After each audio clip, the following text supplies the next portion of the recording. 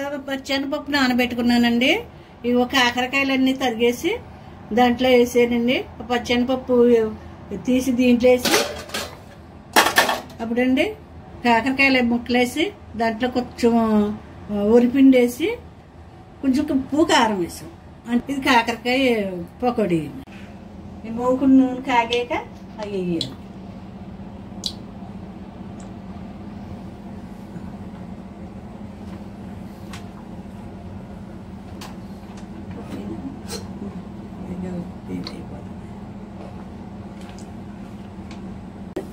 ముక్కలు ఒక్కొక్కటి వేస్తున్నాను. నూనె కాగిపోయింది,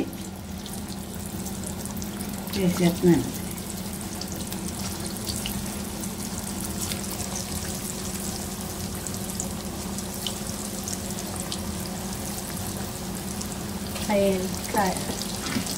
అవి ఉడికాక అటు ఇటు ఇదిగోండి ఇలా కలిపేసుకోవాలి. మళ్ళీ అంటుకుపోతాయి. ఇలా కలిపేసుకుంటే బేబీని అంటుకో.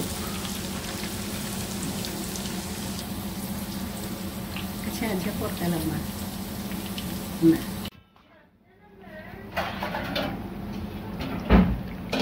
ఇదిగోండి ఎగిపోయినాయండి, తీసేస్తున్నాను. ఇలా అయిపోయినాయండి పకోడీలు.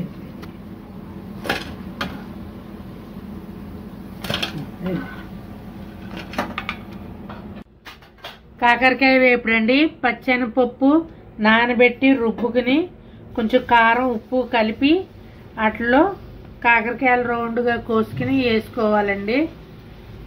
కాకరకాయ వేపుడు.